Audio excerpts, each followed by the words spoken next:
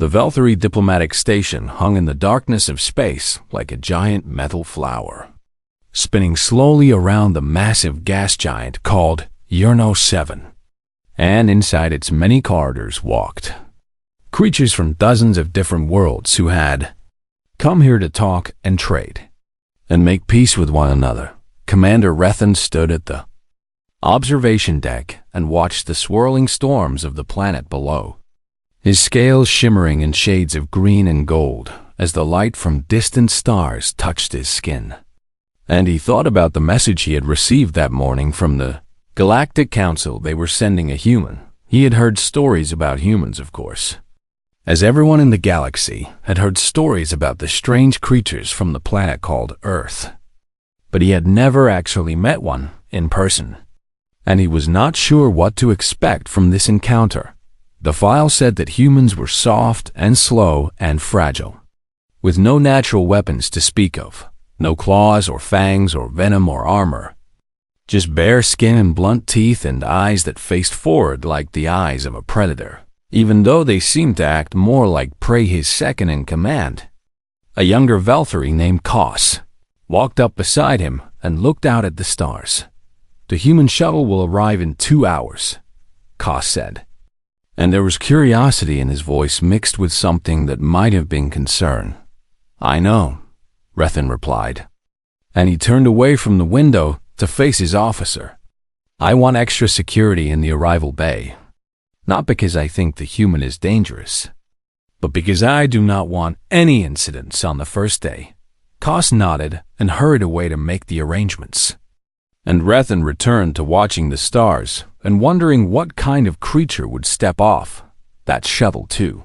Hours later, he had his answer. Dr. Elena Vasquez was smaller than he had expected, standing barely up to his chest, with dark hair pulled back from her face and brown eyes that seemed to look at everything with great interest. And she smiled when she saw him waiting for her at the end of the boarding ramp. "Commander Rethan," she said, and her voice was warm and friendly. "Thank you so much for having me here. I have been looking forward to this assignment for months." She extended her hand toward him in what he recognized as a human greeting gesture.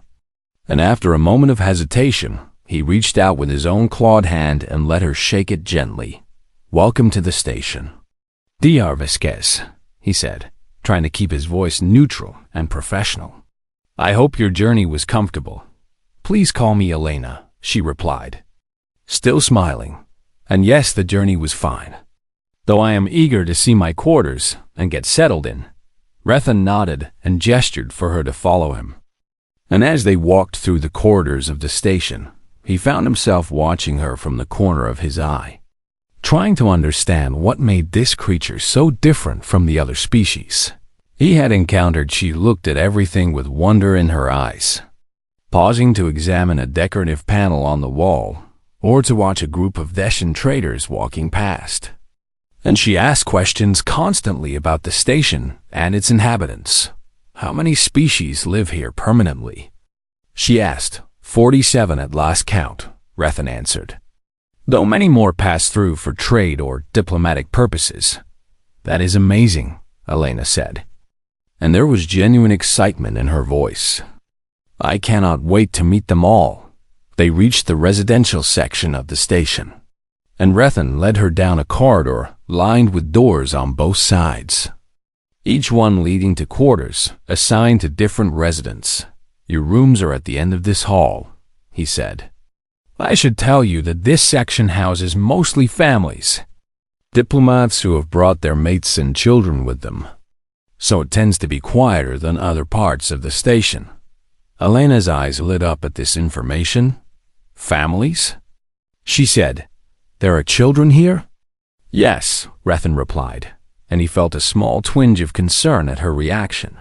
3 Karathi diplomats live in this wing with their young ones. They have been here for about 6 months now. He pointed to a door a few meters from her own quarters. "That is their home," he said. "The Karathi are a peaceful species, but they are very protective of their cubs, and the young ones are quite shy around strangers. So I would advise you to give them space." Elena nodded thoughtfully but said nothing. And Rethan showed her to her quarters and left her to unpack and settle in over. The next few days he kept an eye on her through the security feeds, watching as she explored the station and introduced herself to everyone she met. And he noticed that she had a strange effect on the people around. Her species that normally kept to themselves seemed to open up when she talked to them, sharing stories and laughing at her jokes. And even the most serious diplomats seemed to relax in her presence. But the thing that caught his attention most was what happened with the Karathi cubs, the three young ones, named Tella and Braun and little Setha, were covered in soft gray fur and had 6 limbs that they used to climb and run and play. And they were normally terrified of any species other than their own kind. Yet within a week of Elena's arrival, Rethan noticed something strange on the security feeds. The cubs were following her. They stayed at a distance at first, peeking around corners and hiding behind their parents' legs when she turned around.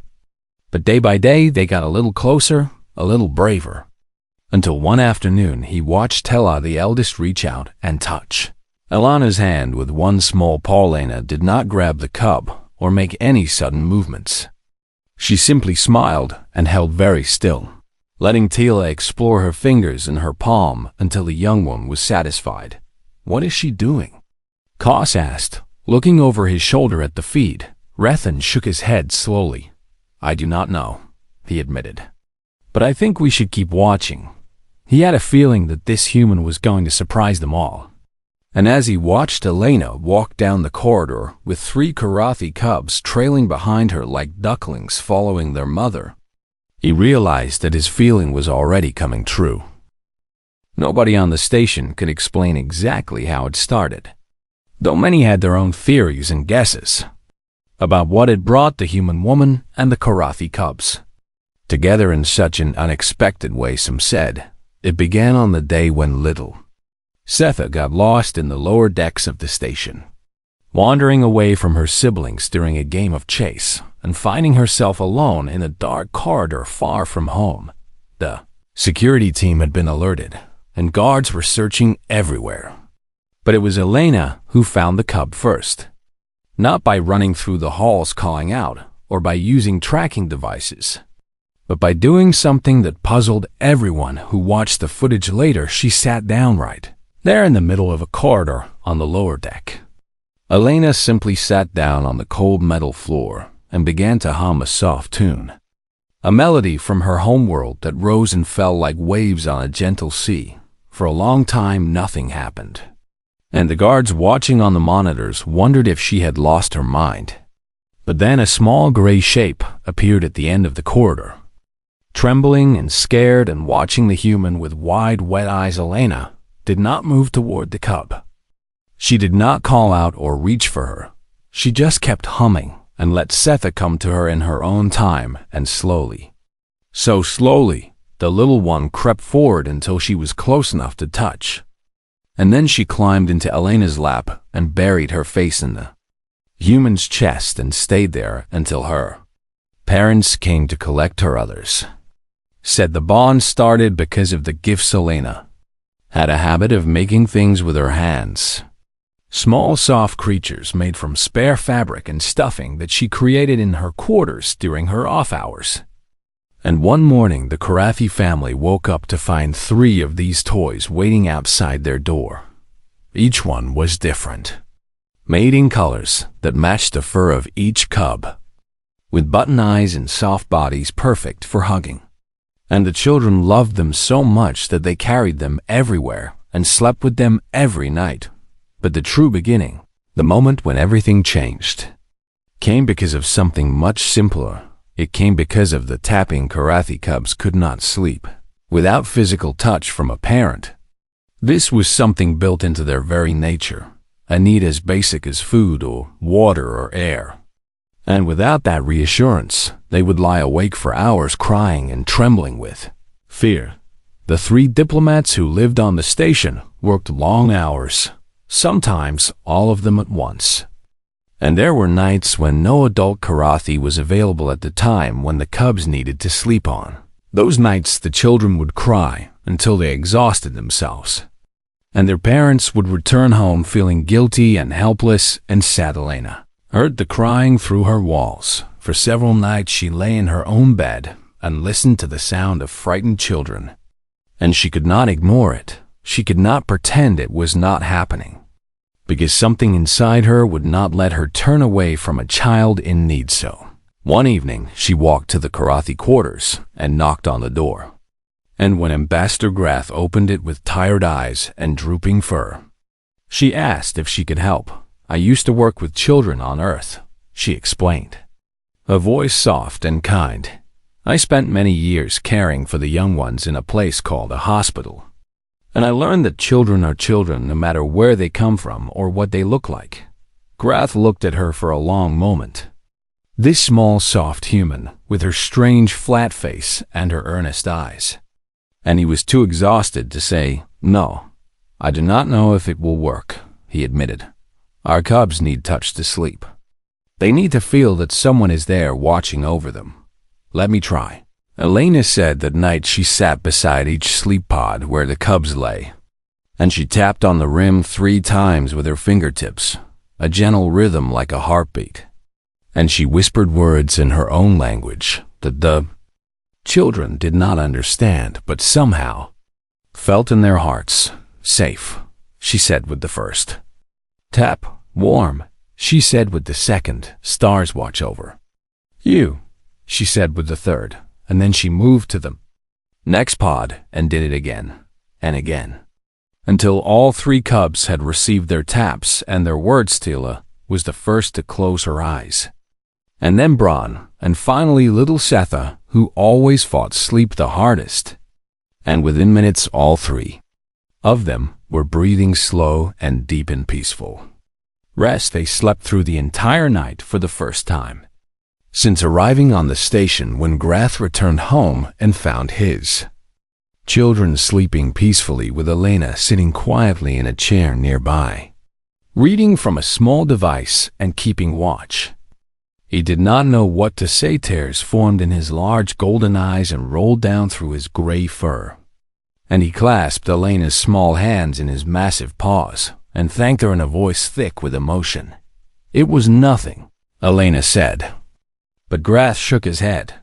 "It was everything," he replied. From that night forward, Elena came to the Karathi quarters at the same time every evening, 2100 hours station time, and she performed her ritual of taps and whispered words. And the cubs slept soundly every single night. But word began to spread through the family wing of the station. Other parents heard about what the human woman was doing, and they began to leave their doors open just a crack. And soon Elena found herself walking the entire corridor each night. Stopping at every home where children lived, she tapped on sleep pods and cribs and nests and cocoons. She whispered her words to cubs and hatchlings and larvae and pups. And everywhere she went, the young ones settled into peaceful sleep. Commander Rethan watched all of this on the security feeds, and he did not understand what he was seeing. "What is she doing?" Koss asked one night as they watched Elena move from door to door. Like a ghost made of kinness, Rethan thought about the question for a long time before he answered. "Something we do not have a word for," he finally said. And he felt something shift in his understanding of humans. Something that told him he had been very wrong about these strange, soft creatures from Earth. They were not weak at all. He realized they were something else entirely. Something the galaxy had not seen before and did not know how to name. The night of the Great Diplomatic Summit arrived with much fanfare and preparation, as representatives from 12 different species gathered in the Grand Chamber to discuss trade routes and territorial boundaries and all the other important matters that kept the galaxy running smoothly. All 3 Karathi ambassadors were required to attend, including Grath, who had tried everything he could think of to get excused from at least part of the evening so he could be home when his cubs needed to sleep. But the council had refused his request, telling him that the summit was too important and that every representative must be present from beginning to end, which meant he would not return home until well past midnight. We will give them the sedatives," his mate Thesis said sadly as they prepared to leave. Looking at the 3 small vials of medicine that the station doctor had provided for emergencies, the sedatives were safe and gentle, designed specifically for Karatha young, but they always left the cubs groggy and confused the next morning. And Graf hated using them. "I am sorry, my little ones," he whispered to his children before he left, pressing his broad forehead against each of theirs in the traditional Karathi gesture of love. "We will be home as soon as we can." The cubs watched their parents leave with sad eyes, but they did not cry, because they were older now and braver, and because they knew that Elena would come at 2100 hours, like she always did, except this time she would not come. Elena had been pulled from her regular duties to serve as the human cultural consultant at the summit, a role that required her to sit in the grand chamber and answer questions about human customs whenever they became relevant to the Scifistories discussions. She had tried to get a message to the Karathi family, but there had been no time. The summons had come at the last minute, and she had been rushed to the chamber before she could even change out of her casual clothes. As the hours passed and 2100 approached, Elena sat in her chair in the grand chamber and watched the clock on the wall and felt her heart grow heavier and heavier.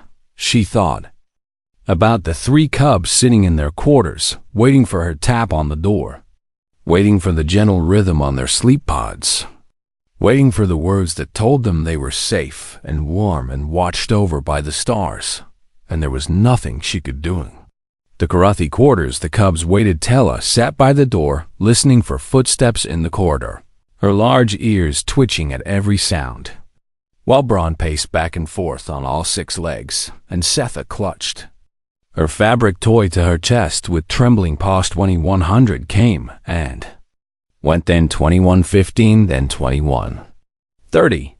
"She is not coming," Braun said finally, and his voice was small and scared. "She will come," Tella insisted. But even she did not sound sure anymore. Little Setha began to cry, soft hiccuping sobs that she tried to muffle in her toy. And the sound broke something in Tilla's young heart. She was the oldest. She was supposed to take care of her siblings when their parents were away, and she could not bear to see them so sad and frightened. An idea formed in her mind, a bold and slightly naughty idea that her parents would probably not approve of. But she was too worried about her siblings to care about getting in trouble. "Come with me," she said, and she opened the door to their quarters and stepped out into the corridor. "Where are we going?" Braun asked, following her with Setha close behind. "To Elena's door," Tilla replied. "If she cannot come to us, then we will go to her, and we will wait for her there no matter how long it takes."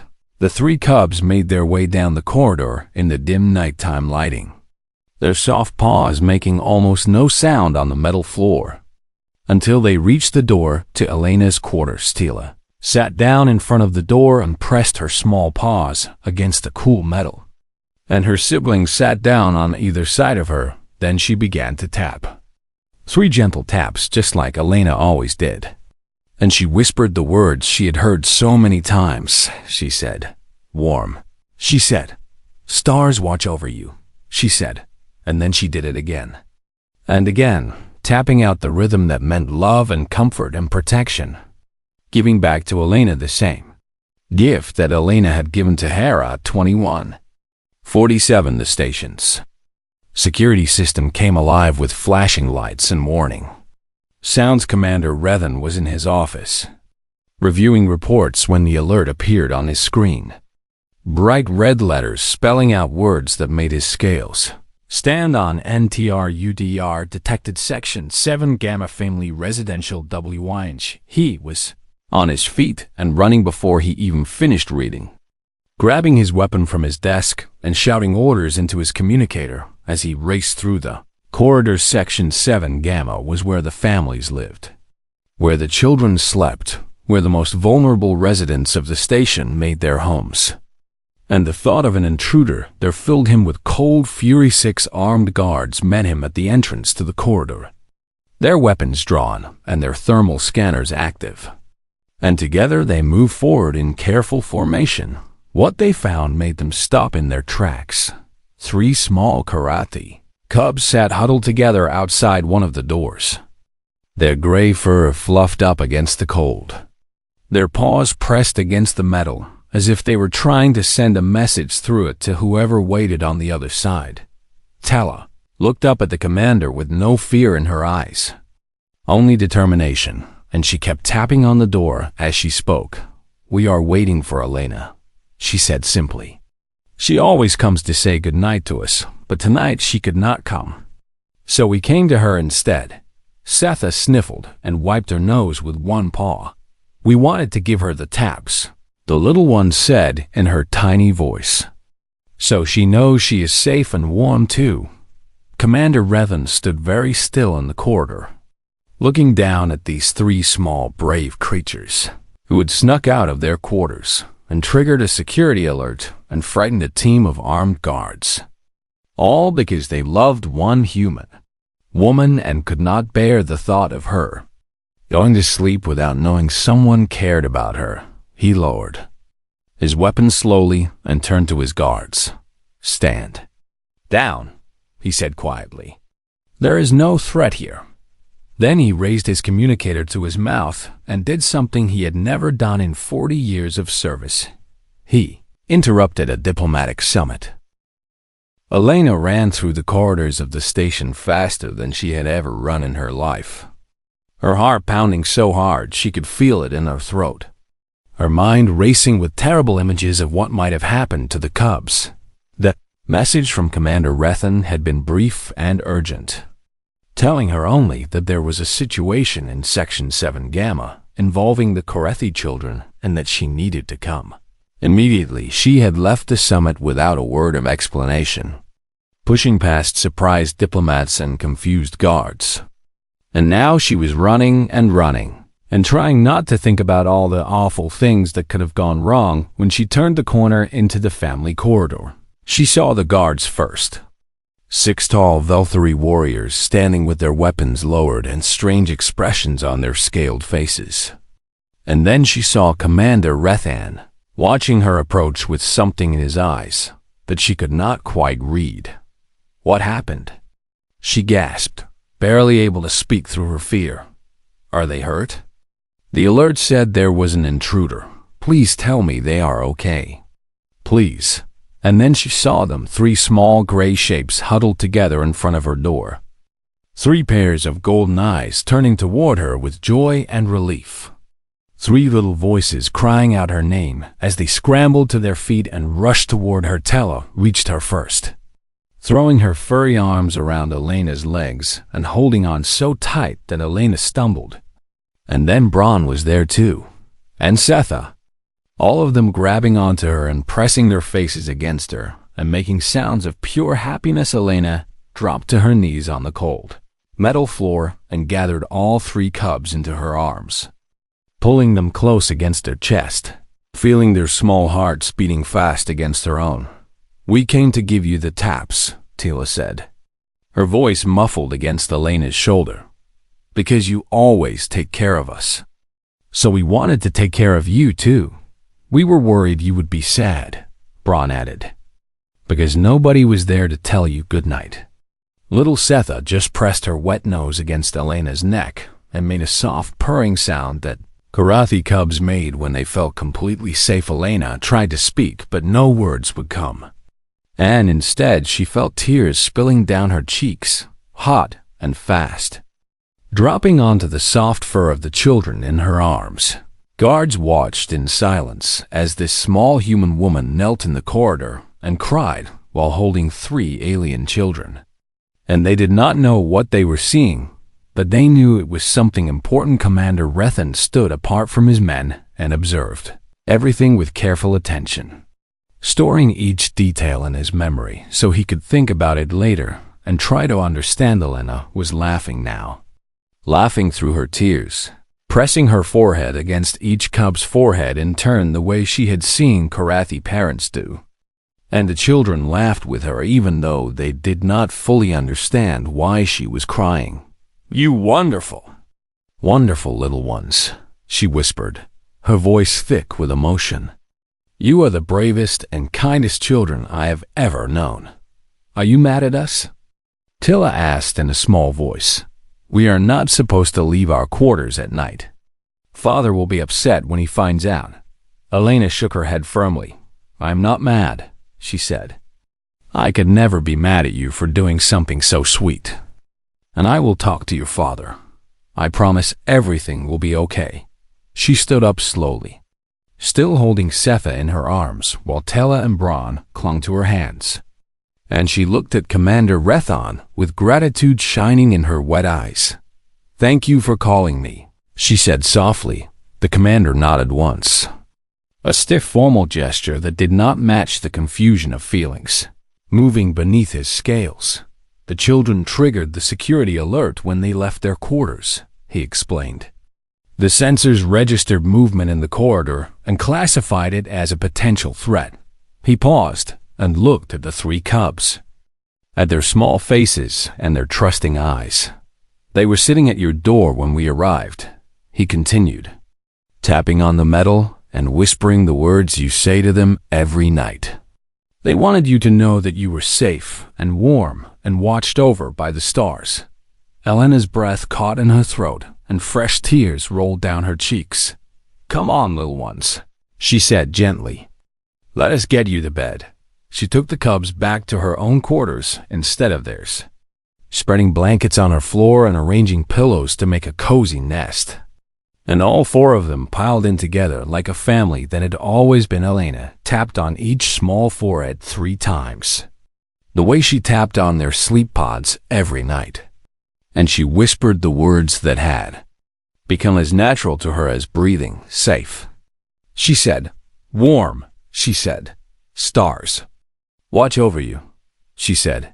And then Tella reached up with one small paw and tapped on Elena's forehead 3 times in return, and spoke the words back to her in a voice full of love.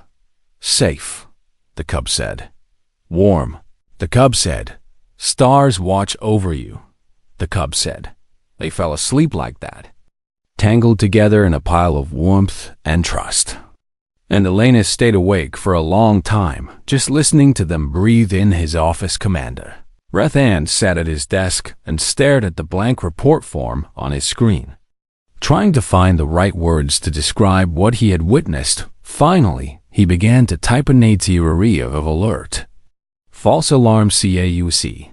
Juvenile Karathi residents attempting to return caretaking ritual to human liaison THRED assessment. None ADDITONL. Notes. Request submitted for species-specific research into human bonding behaviors. Recommend Dr. Elena Vasquez for commendation. Recommend expansion of human cultural liaison program to all family-designated stations." He paused, his claws hovering over the keypad, and then he added one more section personal observation.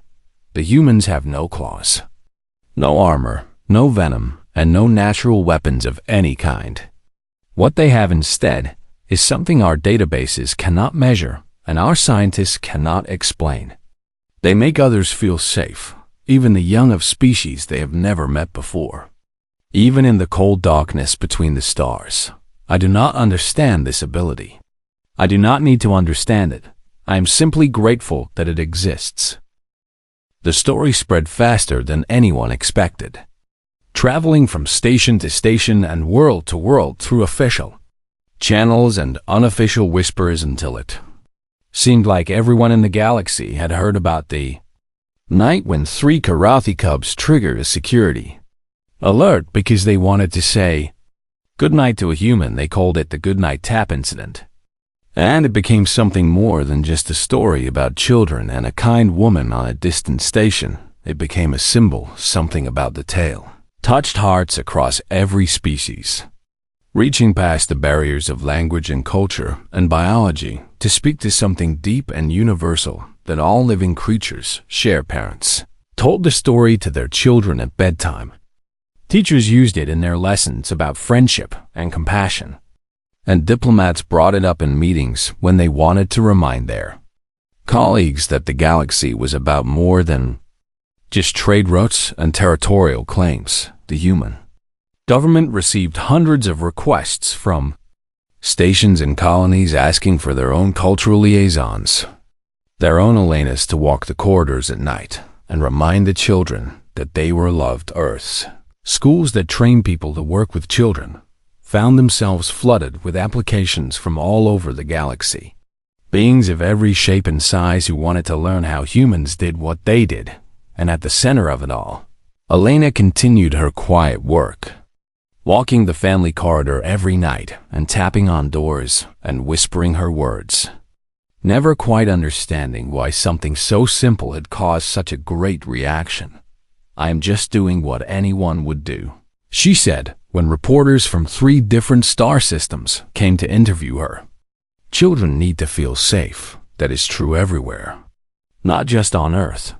But the galaxy knew that not everyone would do what she did, that most species kept to their own kind and did not reach across the vast differences between them to comfort a child that was not their own. Humans were different somehow.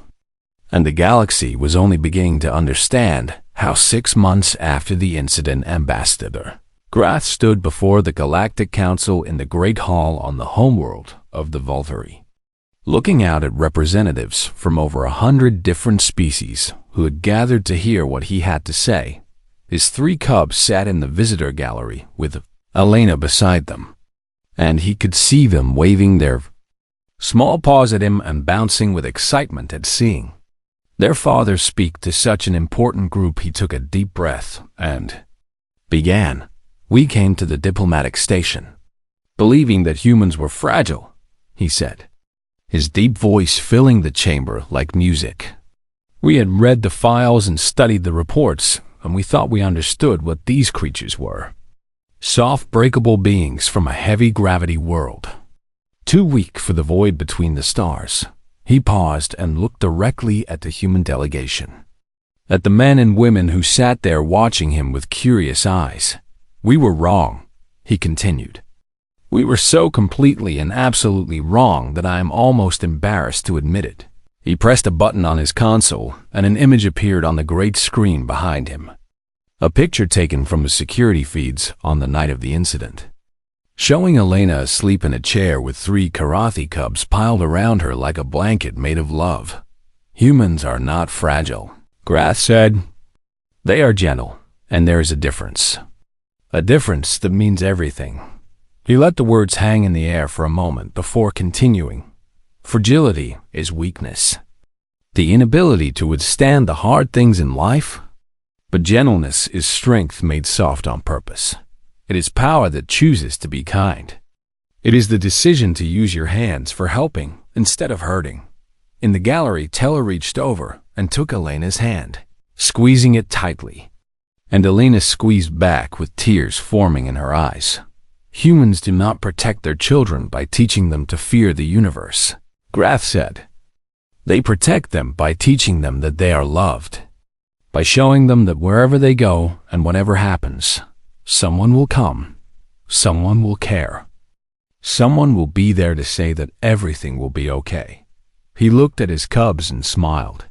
"And then they do something that no other species I have ever encountered has done," he continued. "They extend that same love to children who are not their own, to children of different species, to children they have never met before and may never meet again." The chamber was completely silent, every representative listening with full attention. "My cubs no longer fear the dark," Grath said, his voice growing thick with emotion.